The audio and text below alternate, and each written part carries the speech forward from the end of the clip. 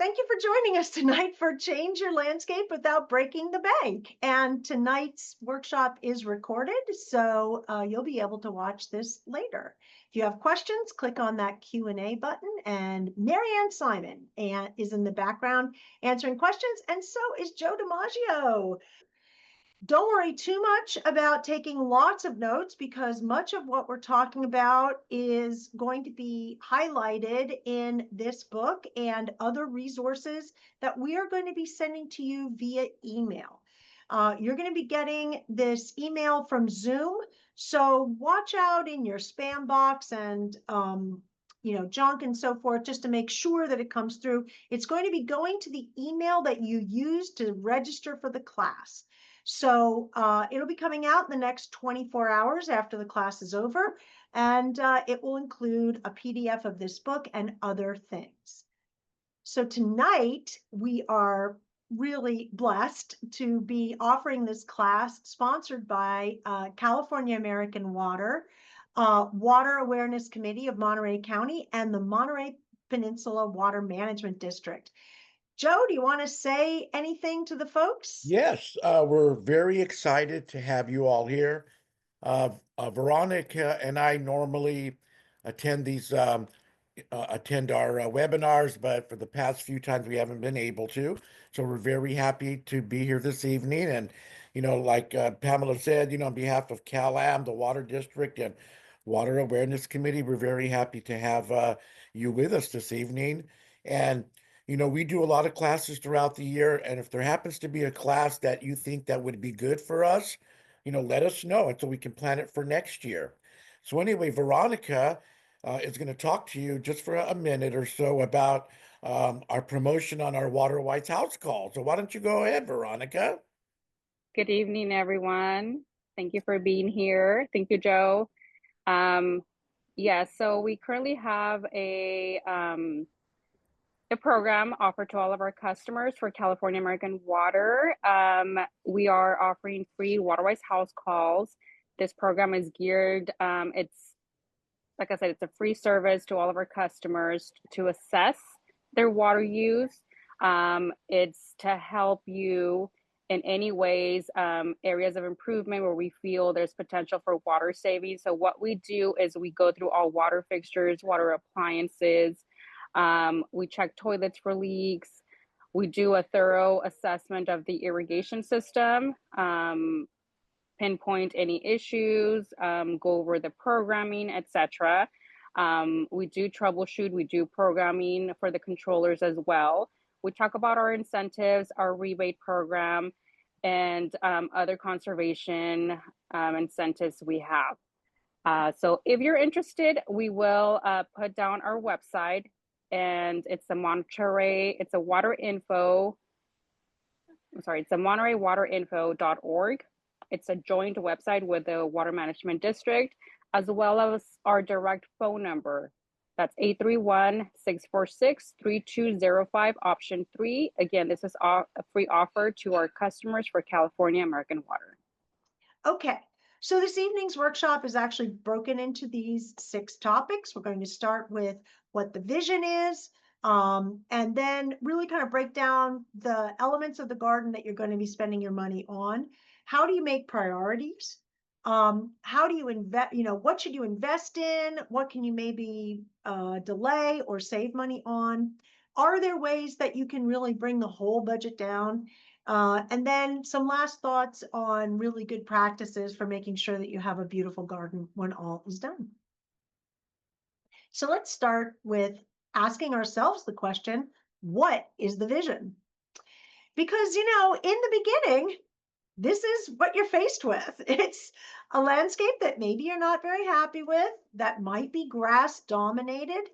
And it can be kind of daunting to look at this somewhat blank slate and try to imagine what it is that you are going to make changes on. And you have lots of options. Living in California, especially, you have many, many options for plant materials and things that are appropriate in terms of aesthetics. So, it's really good to kind of take a beat and think about what is it that you really want to do. And really, anything that you can imagine is possible.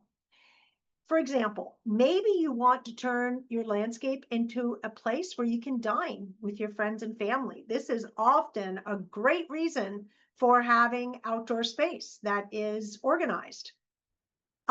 Maybe there's a way to create secret passages, secret rooms on the landscape.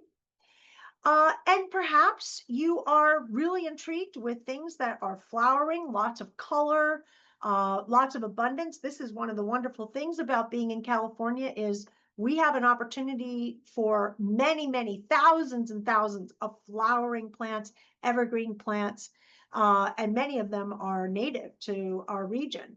So, you know, something to think about is if you were going to explore your landscape, where might you want to explore? Maybe there's a group of trees on your landscape that you've never really spent any time with, but a nice meandering path out to them with a little bench at the end would be a great thing to do. So these are the things that you want to start thinking about and visualizing. Maybe there's a water feature in your future. Say that 10 times fast. Maybe you have children or grandchildren and you'd like to have a place for them to play.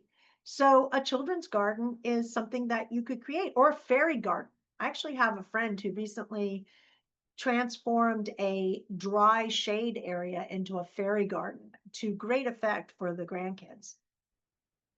But sometimes our envisioning what could possibly happen is you know, changed dramatically by the fact that we just don't have a wallet big enough to really achieve all these things that we maybe see in magazines and so forth.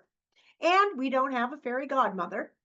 So let's think about how do we use spending some time to do good research, get creative with the materials and the techniques that we use in the landscape, reach out to our community and see if there are ways that we can utilize maybe things that other members of our community are already invested in or even that are casting away, and make sure that we work with all of the professional resources and water agency resources that we have available to us. So what are the I almost said elephants. What are the elements? It is the elephant in the room, frankly. What are the elements of the garden that you want to be thinking about and that you're going to have to spend money on? So the first thing is really understanding that the foundation of a garden is infrastructure, but you're also wanting to think about the functionality of the landscape. And so, first of all, something to remember, and I'm probably going to say this again a couple times, is that there are many things that are happening in your development of your landscape that you can't see after you've spent the money. And like irrigation is a great example of that, right? You can't see it. You can only see the effects of it being bad, or the effects of it being well done. And these are infrastructure things that have to be built into the landscape in order for you to have the stuff above ground that you're going to be able to appreciate. The other thing is you're going to have to make investments in elements that give you the functionality of the landscape. And a great example of that would be, let's imagine that you have an erosion area. Well, you're going to have to invest in order to make sure that that doesn't continue and you don't continue to have erosion. Or maybe you have a flooding area, or maybe you have a hillside that has to be managed. These are things that are going to require an investment. And again, it really may not be seen directly when you're showing off your landscape a year later. You want to take a look at what's going on with your gutters and downspouts if you have them.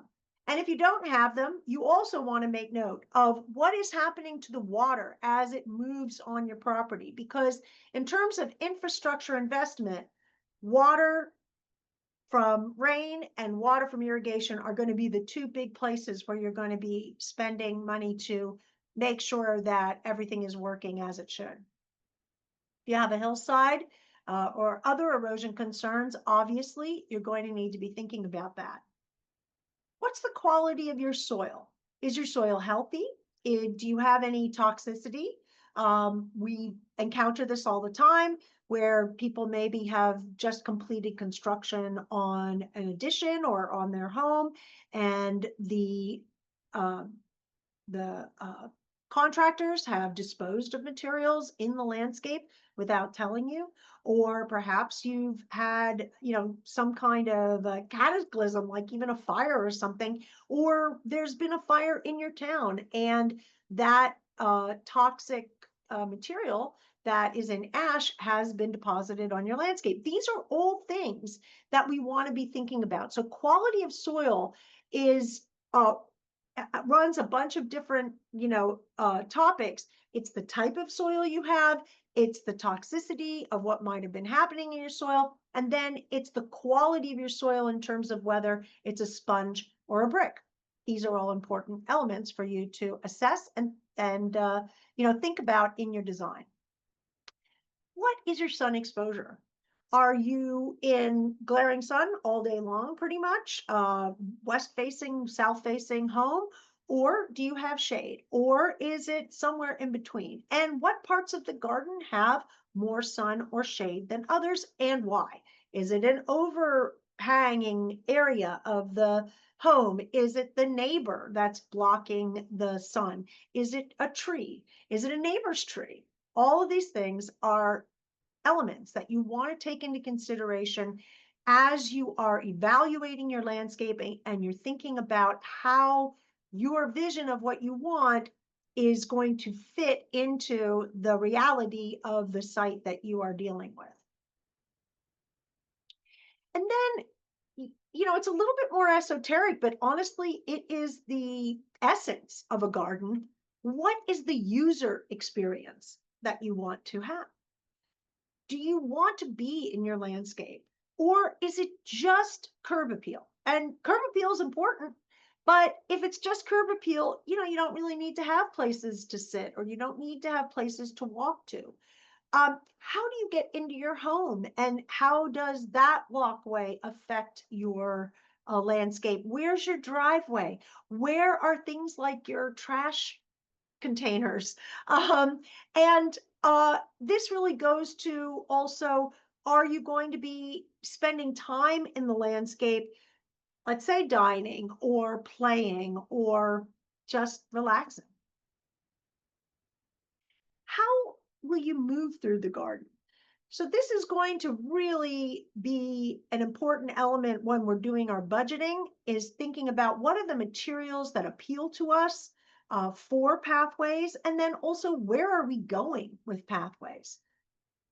And that makes a difference. Does it have to be ADA compliant, or can it be something a little bit more rugged and rustic? Gathering spaces, of course.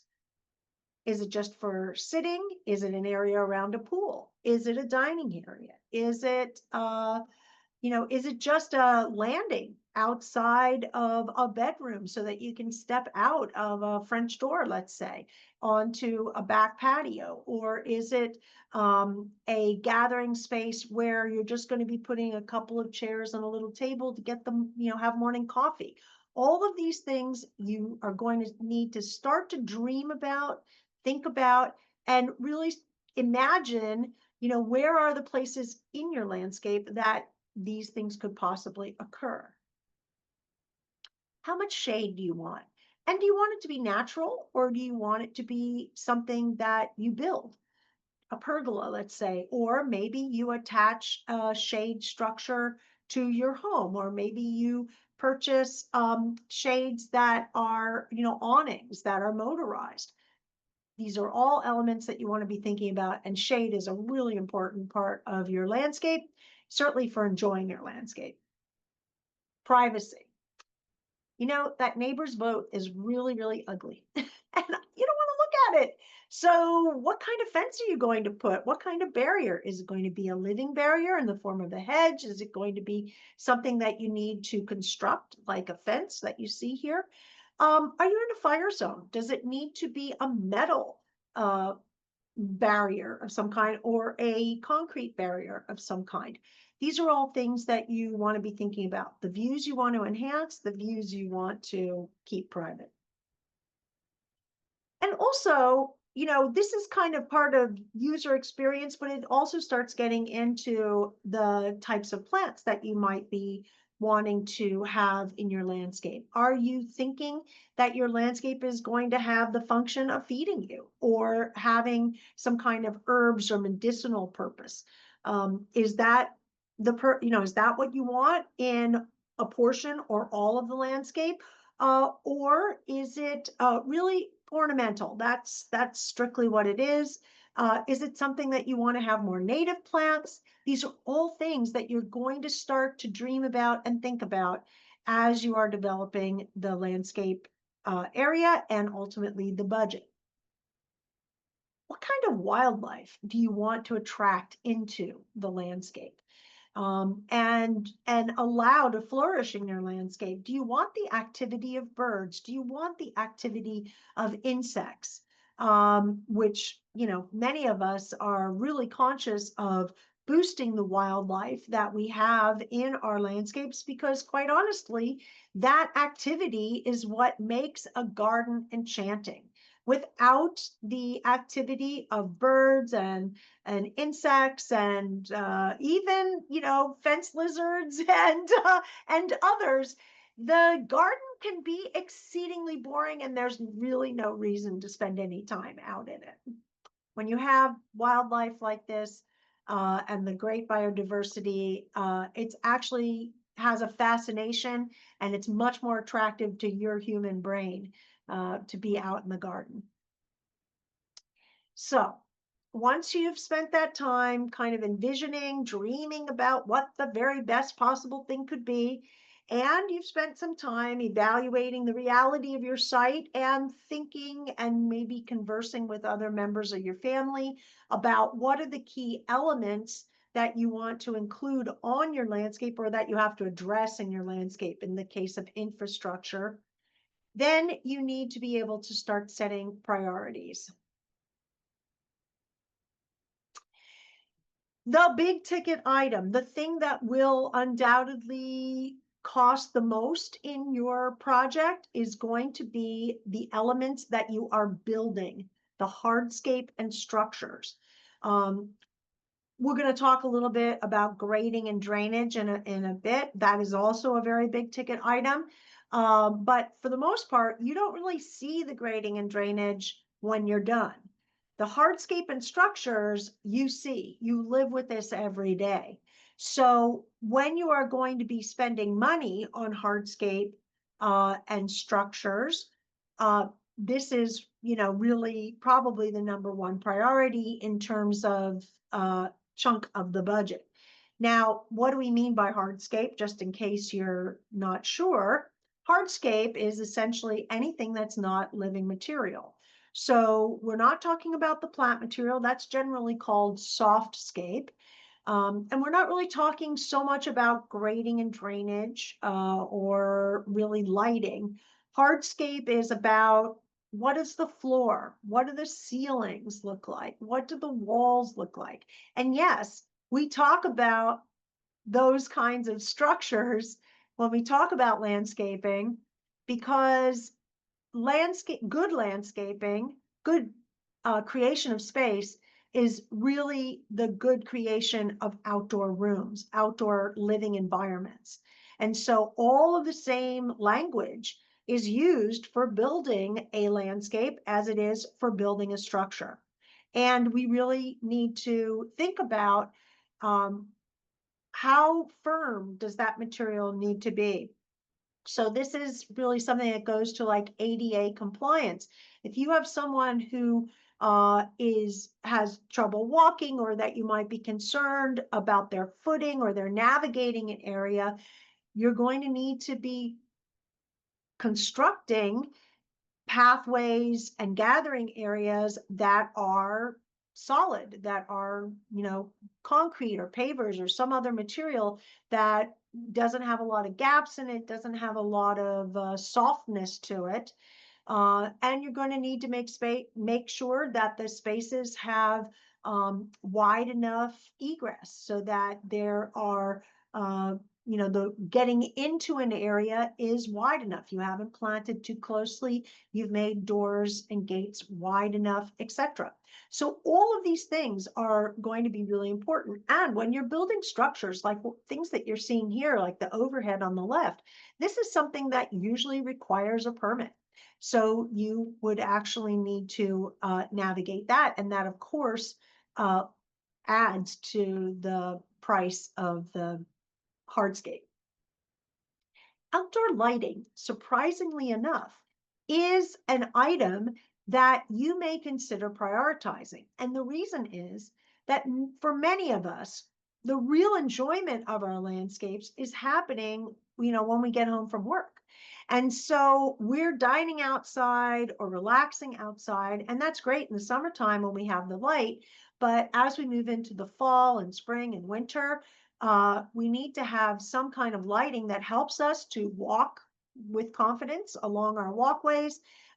Maybe highlights, as it does here, elements of our structure or elements of the landscape, and also highlights or lights the areas that we're going to be gathering in. So outdoor lighting, surprisingly enough, is a really important element of creating a usable landscape. And it's often overlooked by people who just want to talk about plants and irrigation. But for your budget, you need to think about it.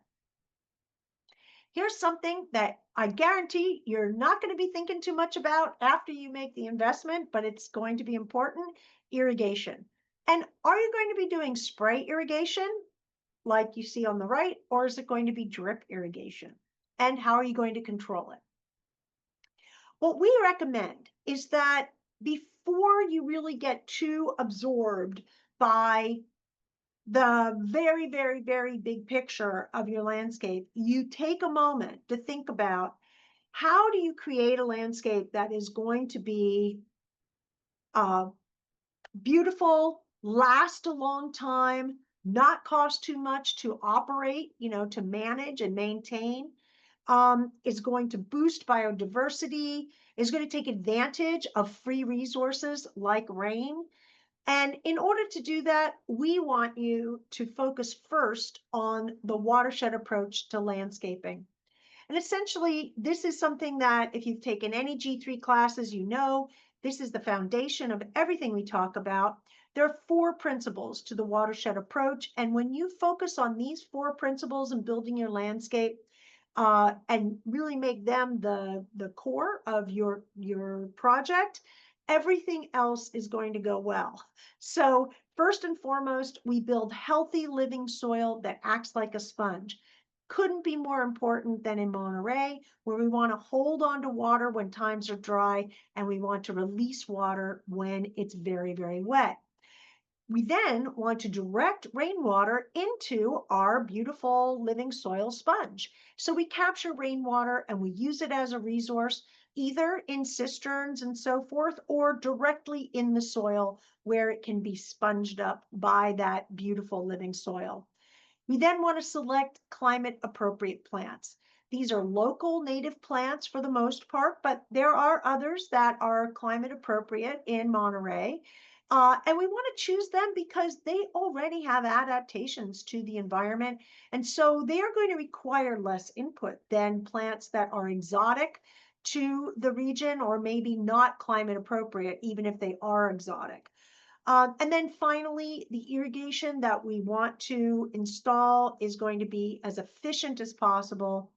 And we're going to have a way to manage that irrigation that allows us to use the weather-based irrigation control. And we're really thinking about our irrigation. So we're not just irrigating because it's Tuesday, but we're irrigating because the landscape needs water. That's how we save the most water. So highly efficient supplemental irrigation. And when we use these 4 principles as the foundation for building our landscape and making our choices and our budget, we really are well on our way to have a landscape that is beautiful, climate appropriate, and climate ready as well. So it helps us to think about the future with the landscape and not have to make changes. Planning cannot be overrated. It is, it, it actually is the most essential thing in doing a landscape. Even before you break ground, you want to be spending time doing planning, and you should expect to spend anywhere between 10 and 20% of the total budget of the project on planning. So for example, if you had a $10,000 project, you would expect to spend of that $10,000 $1,000 to $2,000 on the actual planning of the project, and the other 8,000 on the installation. That's how it works. Soil. We mentioned it as an critical, in fact, the most important thing in the watershed approach. And it really is the foundation to a healthy long-term garden. And you should expect to spend about 10% of your budget on improving your soil. And this is, your soil actually gets improved when you plant. But this is this is improving your soil in terms of adding organic amendment, doing some light grading, making sure that there is, you've addressed any places where you might have some toxicity. And so 10% of your overall budget, again, if you have $10,000 budget, you've spent 1 to 2 on your planning, you're going to spend another 1,000 on your soil, but it's going to be 90% of your value, even though you'll never see the actual results except in the beauty of the garden.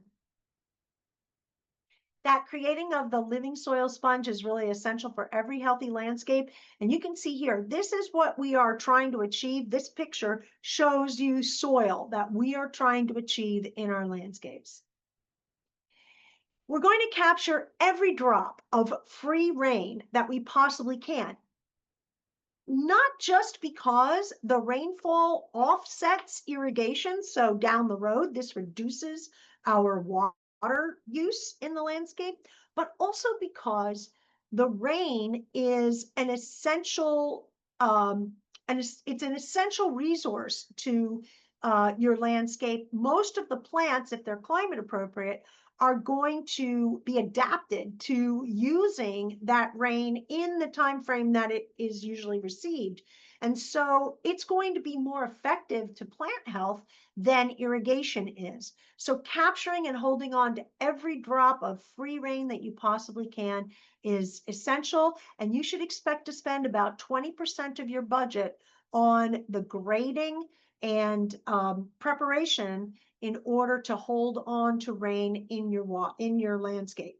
If you decide that you're going to be doing a cistern or some other much more complex rainwater capture device that potentially requires a pump or piping and that sort of thing, you'll be spending more of your budget on it. But 20% for capturing it in the soil. And you're going to want to select the plants that require less water. That's what climate appropriate plants are all about. So you're going to be looking for plants that are labeled as low water requiring, very low water requiring plants. These are the ones you're going to want to select. And of course, you are going to want to have some local California natives in your landscape. And this is really because when you plant those plants and you choose those plants to be your climate appropriate plants, you're boosting the diversity of other creatures. So not only are you increasing the diversity of the plant material on your site, but you're also providing habitat for plants that, for animals and insects and so forth that live in harmony with those plants. So selecting local climate appropriate plants is really the secret to having beautiful biodiversity in other creatures. And we want to try to make sure that we're not just selecting one type of plant, that we are selecting a diversity of these plants. because the more diversity in plant material that we select, the greater diversity we have in root structure. And the reason that's really important to us is because ultimately roots are doing a lot of free work for you in your landscape by re-engineering your soil and turning it into that spongy soil that we talked about. So when you have a diversity of plants above ground, you get this diversity of roots below ground, and you get a kind of boosted immune system, you get boosted water capture, you get a faster draining soil. I mean, all the benefits result in having a diversity of plants in your landscape. And on top of it, as I said, that diversity of plants invites pollinators and even predators to insects that you don't want in your landscape. This allows you to eliminate pesticides and even herbicides down the road, and it saves you money on your maintenance. All right. We've set some priorities. We've given you a little bit of idea about how much you're going to be spending on various parts of your landscape. Now let's talk about the decision to invest in something or hold off and maybe save some money by not doing it or by doing it yourself. And really, this comes down to the old adage that says, of the three important elements in any project: time, money, and quality of work, you get to choose two. If you want high quality and are willing to spend the money, you can get it done in a shorter period of time.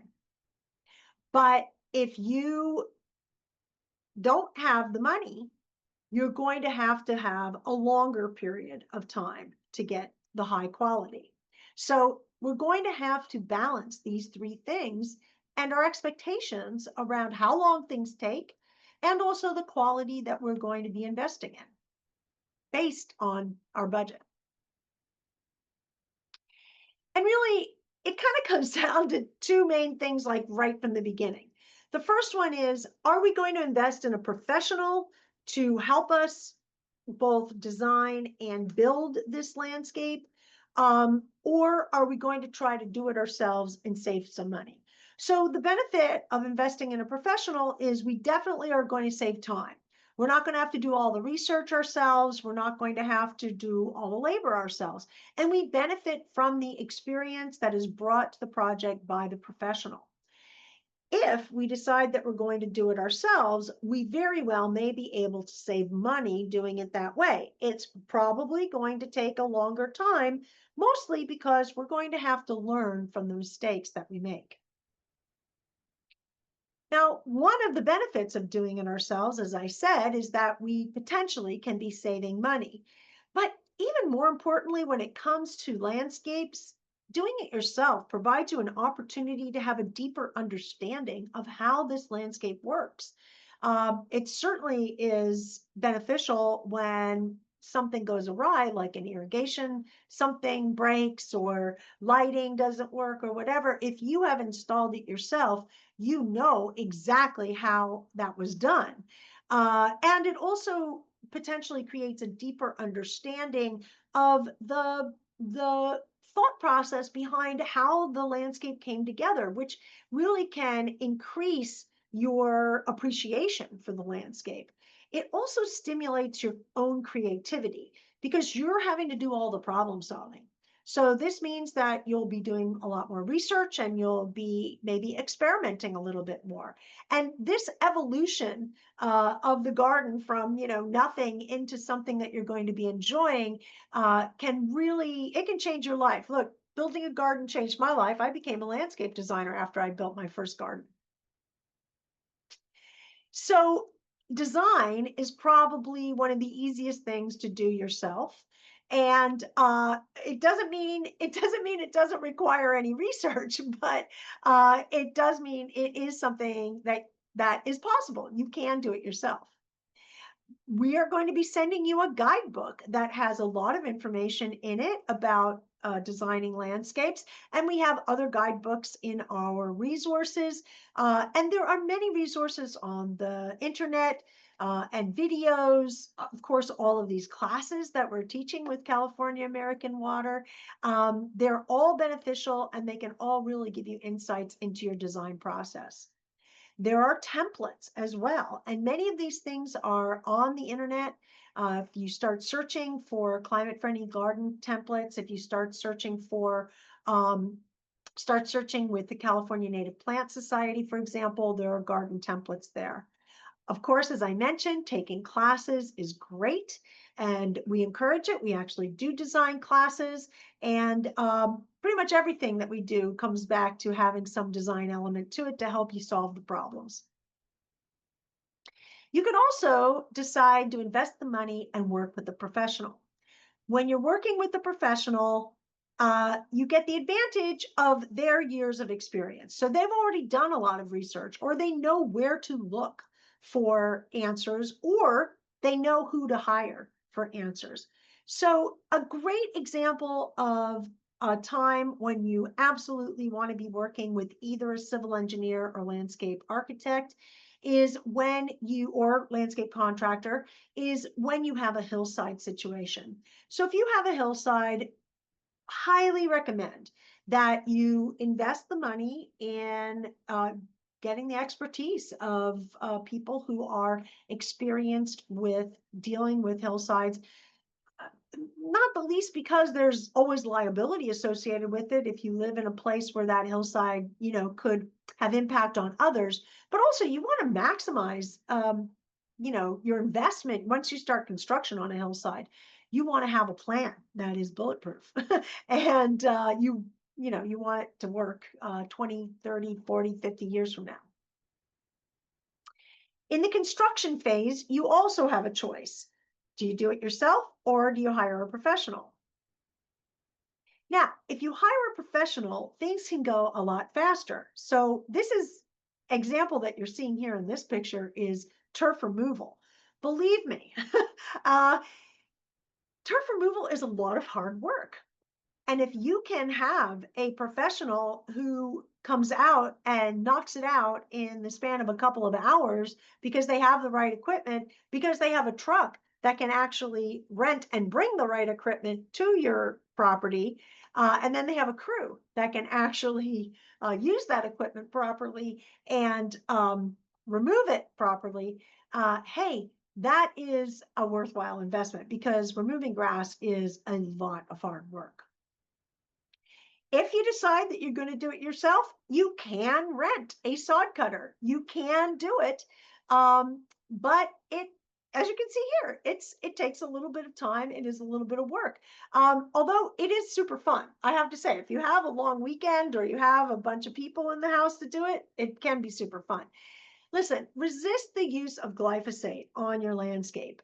It looks really easy to spray it out and, it turns brown and all that. And even if a professional recommends using glyphosate, really resist it. Tell them you want to remove your grass by cutting it with a sod cutter. There are serious consequences related to the use of glyphosate that really aren't apparent immediately. And why have that hassle down the road? If you are going to remove the grass yourself and you don't have a crew that's going to be hauling it away, you're going to have to get a dumpster probably from a trash company or find a way to stockpile it somewhere so you can throw it out little by little. You may end up hiring someone to come with a truck anyway to take it to the dump. That's the sad thing about turf removal, oh, by the way. You're removing all that carbon, you're removing all that organic matter, but it is a necessity. Rainwater capture requires that you dig and you contour the landscape. The good news is to capture rain, you don't need to dig that much, but it is a process. So if you're not up for the labor, expect to hire someone to do it.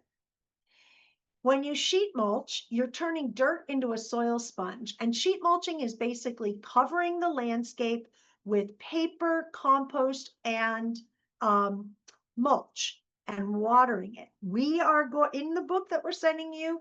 There is going to be, a step-by-step on how to do this. And it's hard to do with just two people. So you probably want to invite some family and friends to help you do this. It takes, a couple of hands to be watering and moving things around. And on top of it, you're going to have to acquire some materials. So if you're doing it yourself, you're going to need to do the calculation, which is in the book, on how to get the right amount of compost and the right amount of mulch. You're also going to have to find a place to stage those materials on your property, but it is cheaper to purchase this in bulk or to have it delivered in bulk. Remember that if you have 1,000 square foot landscape, you're going to need something like 10 to 12 yards. So look at how much this is. It's not just a little bit that you're getting, in a bin and putting in the back of your car. It's quite a lot of material. And you're going to want to have 3 to 4 inches of mulch that is down on the landscape when you're done, so that you have weed control, you're keeping the soil moist and cool, and it's breaking down to feed your plants. When you get to the planting part, this is actually one of the easiest things that you could do and is a great DIY project. Maybe you have all this prep done by professionals and then you do the planting yourself, following directions on how to plant, but it really is quite the easy thing. Now, the question about what plants are you going to use is a good one. If you really don't have very much budget, you're going to want to try to use seeds. Seeds are the biggest bang for your buck. But you can also even start plants at home, either by growing the seeds out or by taking root cuttings and start cuttings and growing them, let's say, in water or in containers and propagating them that way. So there are ways to grow plants on your own, and there are ways to save money by using seed. But if you're going to be using live plants, you want to be thinking about what to invest in. Most of the time when you're purchasing a ground cover, so this is something that you're going to be planting with some distance between it so that it fills in to cover the ground entirely. When you're buying a plant like that, you probably want to buy in what's called a flat. Flats are, this is called a dirt flat that you see here, where basically all of this plant material is grown in there. You don't cut a square this size and plop this ground cover into the ground. You actually break this up into as many as 64 different plants and plant it in the ground a couple of feet apart. Sometimes flats also come in containers, which are called quart-size containers. And then you have usually 16 quarts in a flat. And that's actually the cheapest way to purchase any plant material is in either a 2-inch size, which is half a quart, or, and it's usually called a 2-inch plug, or in quart size, which is a 4-inch container.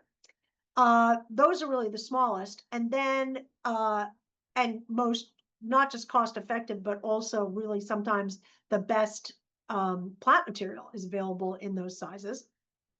And then the larger size is 1 gallon and 5 gallon. And you can see here, these are the different container size with the quart on the left, the 1 gallon in the middle, and the 5 gallon next to it on the right. If you're going to be planting trees and very large shrubs, and you kind of want some kind of instant gratification, using a 15 gallon is usually the size that you're going to be planting, especially if you're doing it by yourself.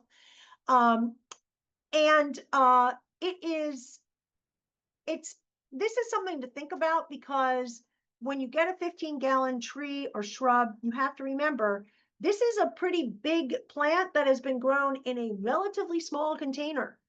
So could you plant smaller and have it grow faster? Maybe. So it's something you do a little research on. Now, one thing that you want to do in your design in order to ensure a really beautiful finished product is plant more plants. Now, I know that you're thinking, oh, I'm just going to put one here and then one here and one here, and I'm going to satisfy some kind of requirements, for rebates or whatever. And people tell me to plant them so that they're far enough apart, and that's true.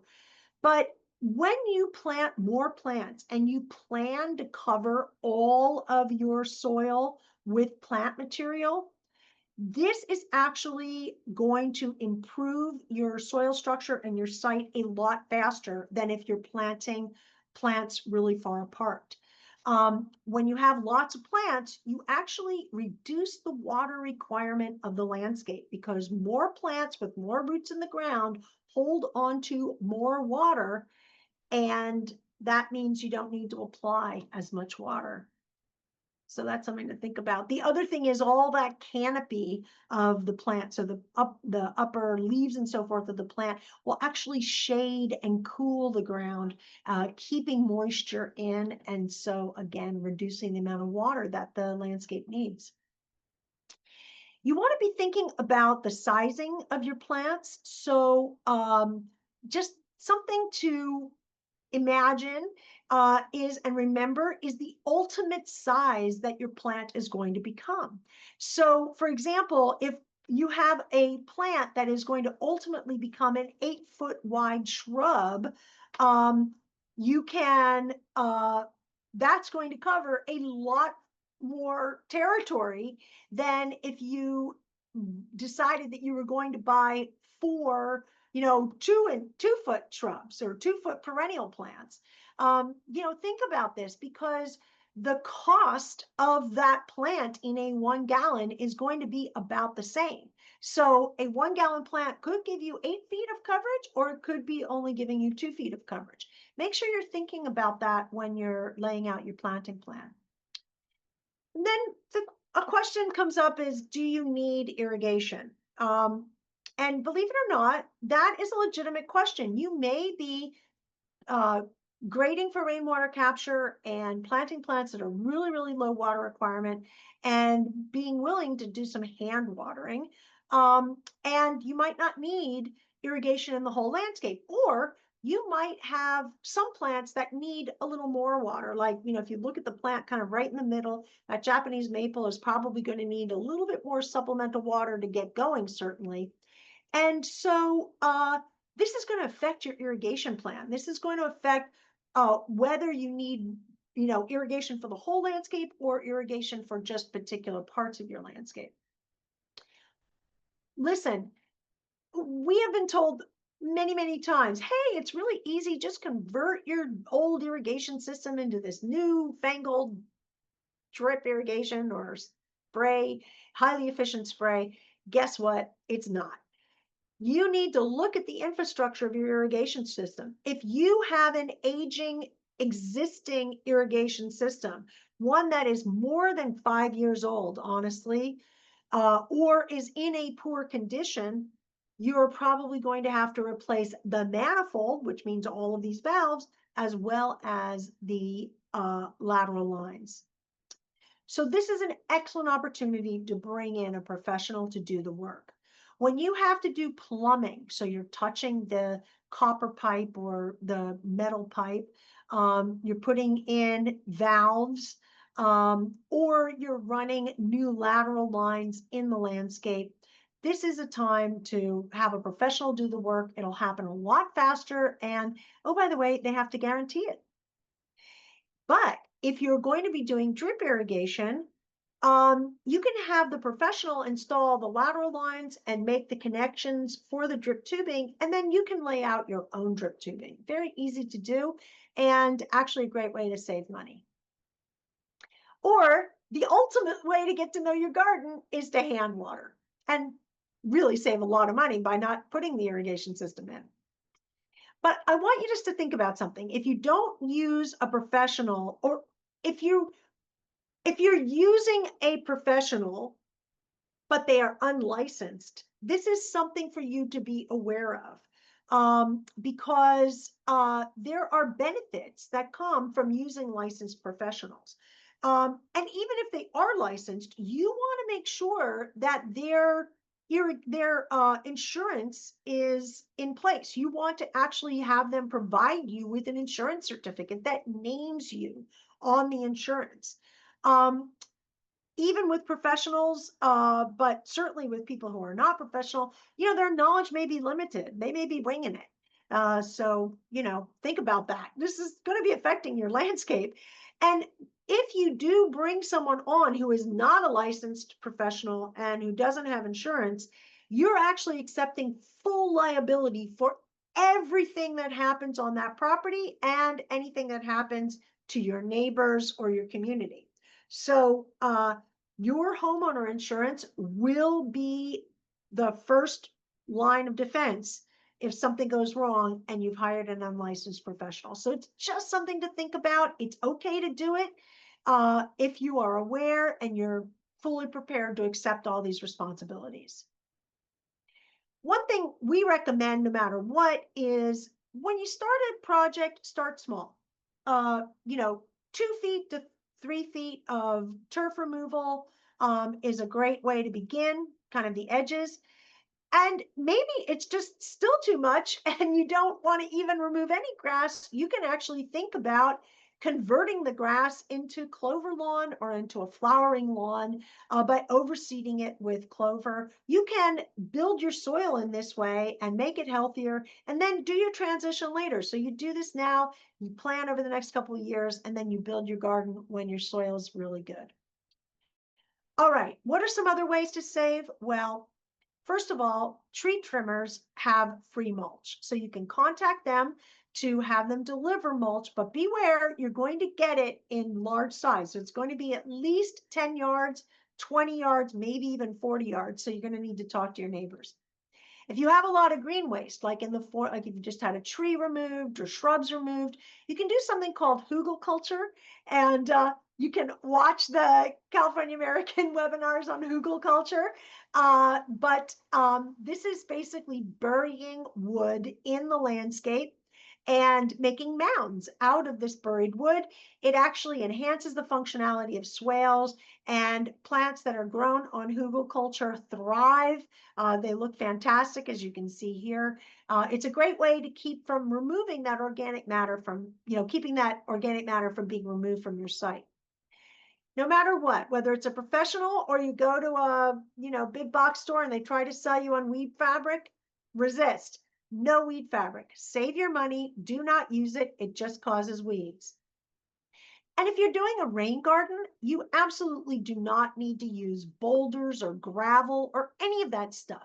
Keep it simple, just a small depression and lots of mulch. Think about going to plant sales for local nurseries or even giveaways. There are plant swaps. And think about simplifying your vision.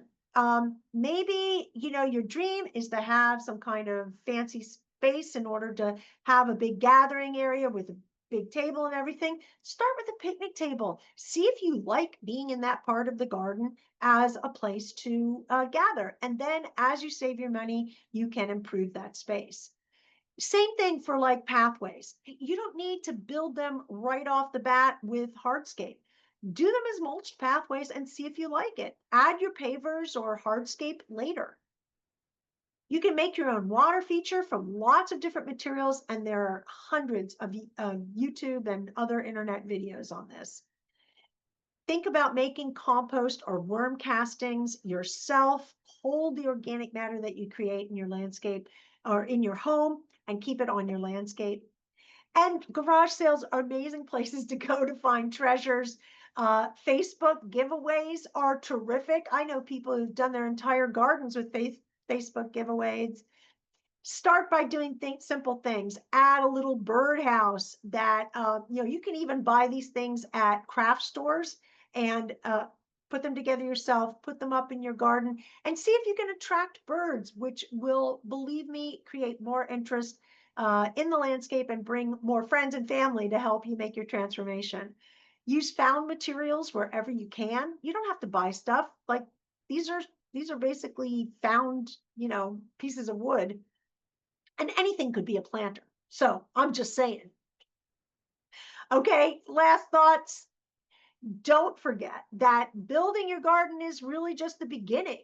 It's a living thing. It's not a living room furniture redecoration, right? You're going to plant things, they're going to change, they're going to evolve. And even though you've created something that is low maintenance, it's not no maintenance. It needs ongoing investment. And the goal here is really to try to limit the ongoing investment by making really good choices in the beginning and spending that time planning. Rebates and incentives, you've got a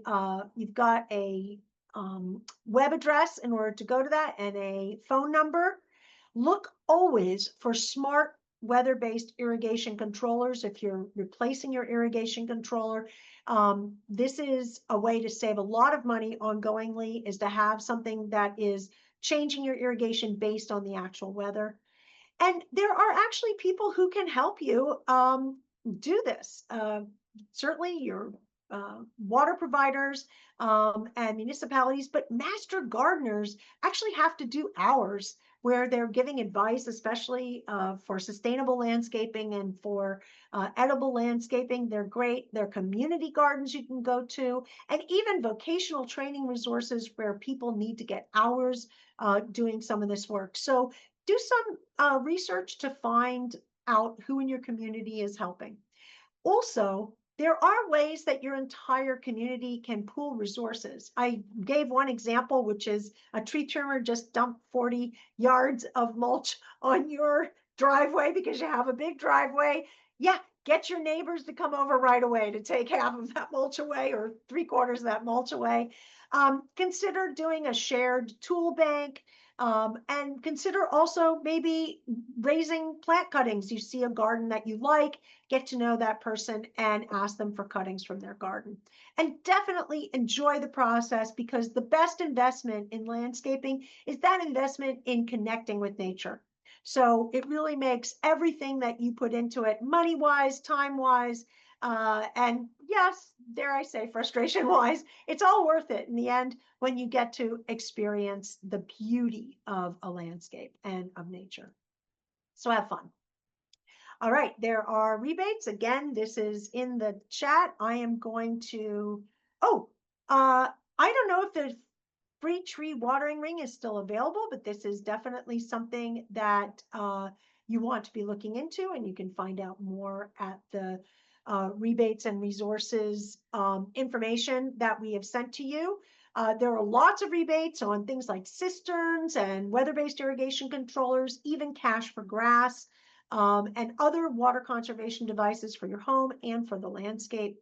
We would love your feedback. So we're going to put up an evaluation. We're going to stop sharing and just see if there's maybe 1 or 2 questions that that pops up. There were a lot of plant questions, which isn't surprising, but I thought one of the ones that was interesting, especially in the Monterey area, were questions about what to do with sandy soils. So yeah. I went ahead and I put it in the chat as well. There's a great resource, a great website called calscape.org. And it specializes in California native plants. You put in your zip code, so you only get plants that will do well in your area, but it allows you to search on different parameters. And one of them is soil. So there was one there that was for fast draining soils, which sandy soils are. So that would be a great place to start. The other thing with sandy soils is you're going to add compost and you want to plant more densely. I know that Pamela spent a lot of time talking about how important it was that we plant a lot of plants. So that also helps with improving the structure of your soil so it holds on to water a little bit longer. So that was that. Trying to think. Another person, again, it was related. They had water that was pooling, water that was coming off a hill and pooling, what to do with it. I said, turn it into a rain garden. So you go from something that is accidental to something that is deliberate. We teach a rain garden class probably every year. I'm not 100% sure if we're doing one this year or if we've already done one. But just how you turn soil where the water is just sitting and ponding there to a healthier soil, again, that will absorb that rainwater, get it into the soil as opposed to sitting on the ground. Marianne, we do have Yes. a class, and it's October 28th. There you go. Yeah. Yay! Right. Terrific. Thank you, Joe. Oh, great. Yeah. Yeah, Yeah. that's terrific. And it'll be recorded also. So Mhm. you can watch it later as well. Yeah. So I know we're running a little late, Joe or Veronica, if there was anything you wanted to add as we say good night to Mhm. our viewers. Yeah, rather quickly, I'd like to say that, we appreciate you bringing up the rebate program. You know, in addition to the rebates for outdoor use, we also have rebates for indoor, for appliances. For an example, what's really popular is the washing machine rebate, $500, folks, for CalAmp customers. Wow. And, it's a joint program with the Monterey Peninsula Water Management District. CalAmp funds the program, and the water district processes the rebates. And so we have a great partnership with the water district. So if you can take advantage of that, that's great. Fantastic. Mm-hmm. People are asking where they're going to be able to watch the class. You're going to be getting a link to the actual class itself, but you can see the other classes on a channel that we have created for California American Water in Monterey. And so they're there, and you can watch all the previous classes and lots of other stuff to do there. So we encourage you to do that. And we also encourage you to join us on our next class, which sounds like it might be the rainwater capture class. That's October. Actually, The next one is, permeable everywhere, permeable yes, surfaces. exactly. Oh Yeah. yeah. So that actually goes to the whole hardscape question of how do you reduce your cost of hardscape? Making it permeable is a great way to do that. So come and learn about permeable hardscapes on the 25th of September. And then we'll be talking about vegetable gardens and edible gardens on the 9th of October. And we will be talking about rainwater catchment on the 28th. So we have a lot of fun stuff coming up. Look forward to seeing you at those. Thank you for joining us this evening. Thank you, Joe. Thanks, Veronica. folks. Thank you, ladies. Have a good night. Thank you, everyone. Good night. Good Thank night. you.